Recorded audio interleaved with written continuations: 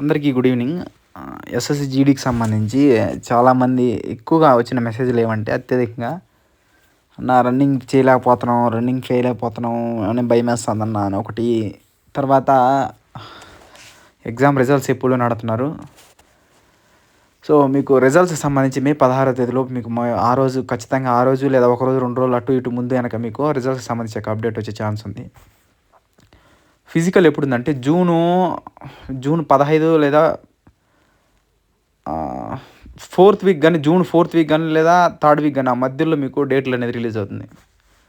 ఇక్కడ ఎస్ఆర్ఎఫ్కి సంబంధించి ర్యాలీ ఒకటి ఉంది, హెచ్సిఎం ఒకటి సంబంధించి ర్యాలీ ఒకటి ఇది నడుస్తుంది. ఏదైతే బిఎస్ఎఫ్ హెచ్సిఎం సంబంధించి ఫిజికల్ జరుగుతుందో అదే సెంటర్లోనే జీడీ ఫిజికల్ జరపాలి. ఐటీబీపీ కావచ్చు, సిఆర్పిఎఫ్ సెంటర్లో కావచ్చు, అన్ని సెంటర్లోనూ జీడీ ఫిజికల్ నడవాలి. సో ఇప్పుడు ఆ సెంటర్లోనే బిఎస్ఎఫ్ హెచ్సిఎం జరుగుతుంది. ఆ బిఎస్ఎఫ్ హెచ్సిఎం జూన్లో 6వ తేదీ ఎంతో సంథింగ్ క్లియర్ అయిపోతుంది. అది క్లియర్ అయిపోయిన తర్వాత ఇంకా అస్సాం రైఫిల్ ఒకటి ఉన్నది. అది క్లియర్ అయ్యేలోపలికి చాలా టైం పడుతుంది. అస్సాం రైఫిల్ పక్కన పెడితే కానీ అదే అస్సాం రైఫిల్ ఎక్కడెక్కడైతే అస్సాం రైఫిల్ సెంటర్లో ఫిజికల్ ఉందో ఆ సెంటర్లని తీసేస్తారు. అదే జీడీకి సంబంధించి Assam rifle rally, tradesmen rally చాలా లేట్ అవుతుంది. సో ఇంకోటి ఏమంటే ఇక్కడ ప్రాసెసింగ్ జరిగే ప్రాసెస్ ఏమంటే మెజారిటీగా సో ఇప్పుడు ఆర్పిఎఫ్ కానిస్టేబుల్ ఒకటి ఉన్నదన్నమాట. ఈ ఫిజికల్కి సంబంధించి ఈ రెండు మెర్జ్ అయ్యే ఛాన్స్ ఉంది. ఏదో ఒకటి పోస్ట్ పోన్ చేస్తారు ఖచ్చితంగా. ఆర్పిఎఫ్ కానిస్టేబుల్ ముందు పెట్టేస్తాడు, జీడీ కానిస్టేబుల్ వెనకైనా పెట్టేస్తాడు. ఈ రెండిట్లో ఏదో ఒకటి ఒకటి పోస్ట్ పోన్ అయిపోతుంది, ఒకటి జరుగుతుంది అనమాట. ఎందుకంటే రెండు జరిగితే మెర్జ్ అయిపోతే మళ్ళీ కోర్టుకి వెళ్తారు. మాకు ఆ డేట్లు ఉన్నాయి, మాకు ఈ డేట్లు ఉన్నాయి, తలకాయ నొప్పి తెస్తారు అనమాట. సో అందుకని వాళ్ళు ఆలోచించి డేట్లు అనేది రిలీజ్ చేస్తారు. మొన్న మీటింగ్ జరిగింది కూడా డేట్లకు సంబంధించి క్లారిటీ రాలా, అందుకే ఏం అప్డేట్ మీకు ఏమీ లేదు. ఏదైనా అప్డేట్ వస్తే చెప్దామని గుమ్మని ఉన్నా, చాలామంది అడుగుతా కూడా. సో ఇది దీనికి సంబంధించి మే 16 వరకు మీరు వెయిట్ చేయాల్సిందే. ఫిజికల్కి సంబంధించి జూన్ లాస్ట్ వరకు వెయిట్ చేయాల్సిందే మీరు. సో బిఎస్ఎఫ్ హెచ్సిఎం అయ్యేంత వరకు, ఈ ప్రాసెస్ కంప్లీట్ అయ్యేంత వరకు మీకు జీడీ ప్రాసెస్ అనేది జరగదు. ఇది సో ఎస్ఎస్సి జీడీకి సంబంధించి ఫిజికల్ నేను కొట్టలేకపోతున్నానన్నా, నేను రన్నింగ్ ప్రాక్టీస్ చేయలేకపోతున్నానన్నా అని అంటున్నారు. చూడండి, నేను మోటివేషన్ వీడియో కావాలని అడిగారు కాబట్టి చెప్తున్నాను. అంటే నేనేం మోటివేటర్ కాదు, మోటివేట్ చేసేదానికి. నేను ఎదుర్కొన్న సమస్యల్ని మీకు చెప్తాను.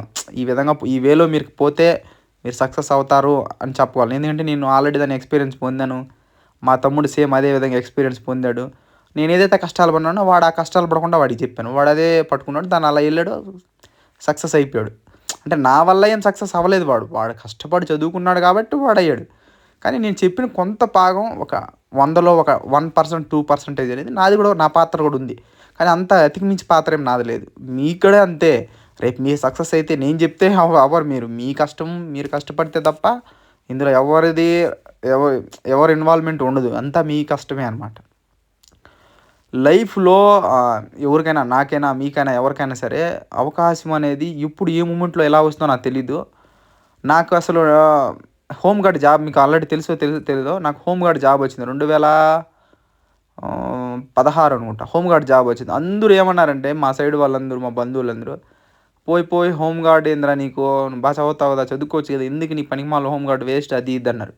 అప్పుడు జీతం ఎంత అంటే 9,000, 8,500, 9,000.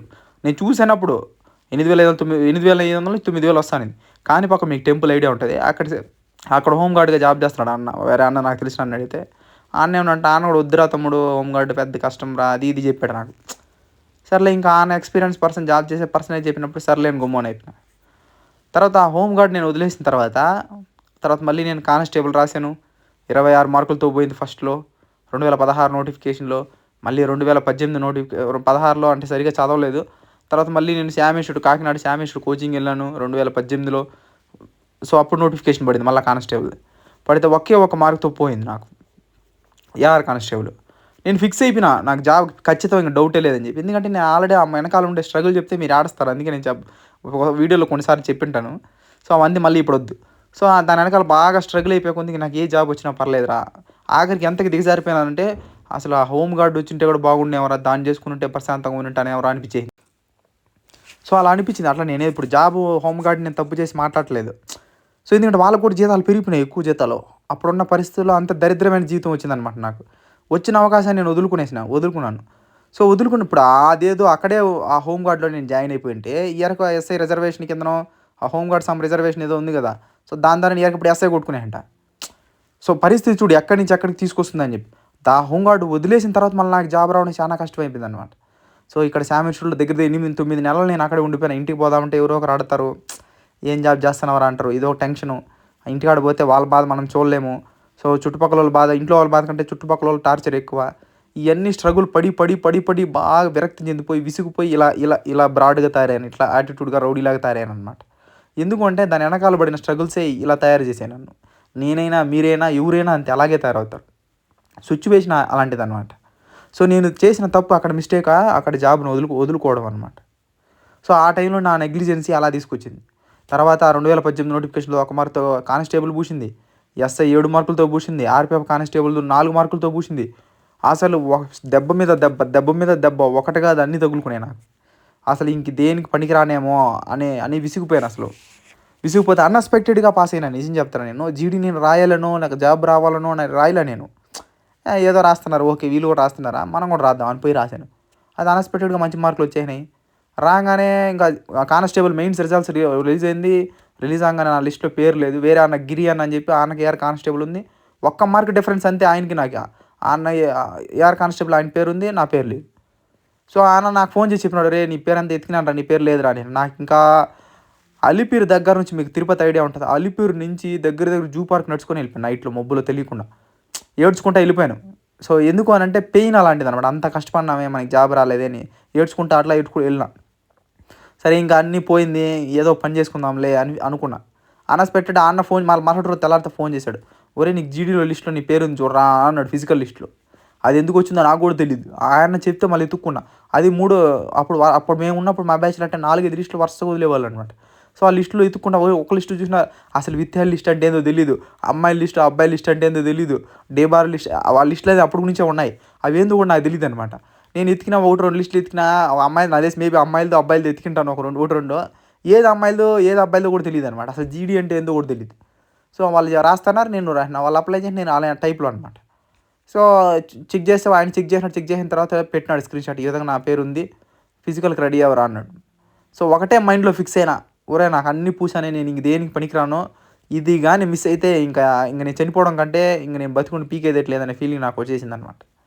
ప్రతిరోజు every day zoo park Alipiri circle కాడ నుంచి లీలామహల్ సర్కిల్ అంటే అక్కడి నుంచి అయితే అక్కడి నుంచి నేను నడుచుకుంటా స్లోగా వెళ్ళి అలిపిరి కాడ నుంచి జూ పార్క్ వెళ్ళాలంటే మినిమం 5.5 కిలోమీటర్లు. ప్రతిరోజు 5.5 కిలోమీటర్లు పరిగెత్తేవాడిని స్లోగా. ఒక్కోసారి కాళ్ళు నొప్పులు వచ్చేస్తానింది, జ్వరం వచ్చేస్తానింది, మోషన్స్ అయిపోతానింది. ఎందుకులే బాధలన్నీ చెప్పుకుంటే. సో అన్ని ప్రాబ్లమ్స్ వస్తాన్నా మనసులో బాధ. ఎలాగైనా ఏదోటి కొట్టాలి. మనం కొట్టకపోతే మనం వేస్ట్ ఎందుకు పనికి రాకుండా పొడుస్తాం. మన వెనకాల మన ఫ్యామిలీ స్ట్రగుల్ అయిపోతది. ఇవే మైండ్‌లో తిరిగేవి. సో నా ఫ్రెండ్స్ అందరూ అమ్మాయిల వెనకాల తిరిగేవాళ్ళు. వాళ్ళతో మాట్లాడి, వీళ్ళతో మాట్లాడి కానీ మనకంత స్తోమతే లేదు. మనం మాట్లాడి కూడా ఉపయోగం లేదనే మైండ్ సెట్‌లో ఉండేవాడిని. ఎందుకంటే ఇప్పుడు ఆ జాబ్ రావడం కూడా చానా కష్టం. సో అలాంటి పరిస్థితి అలా రోజు చేసి అసలు ఎన్ని రోజులంటే నాకే తెలీదు. ఒక దగ్గర దగ్గర మాకైతే అప్పుడు ఫిజికల్ ఒక 3, 4 నెలలు గ్యాప్ ఉండేదనమాట. ప్రతిరోజు నిలపకుండా వెళ్ళిపోయేవాడిని. చిన్ బోన్ పెయిను, నాక్ నీ పెయిను, యాంకిల్ పెయిను రోగాలన్నీ నాకే. సో అన్ని రోగాలు నాకే ఉండేవి. సో ఇట్లా చేసి అక్కడ రన్నింగ్ రోజు వెళ్ళేవాడిని. వారానికి ఒకసారి టైమింగ్ పెట్టుకునేవాడిని 5.5 కిలోమీటర్లు. అక్కడ 22 నిమిషాలు, 23 నిమిషాలు, 24, 25 నిమిషాలు పడేదనమాట. సో నేను అట్లా ప్రాక్టీస్ చేసి కరెక్ట్‌గా 4 నెలలు ప్రాక్టీస్ చేశాను. చేసిన తర్వాత ముందు నుంచే రన్నింగ్ ఉండింది నాకు దగ్గర మూవ్‌మెంట్. ఆ 4 నెలలు కొంచెం గట్టిగా చేసే కొంది అక్కడ పోయి రన్నింగ్ చేశాను.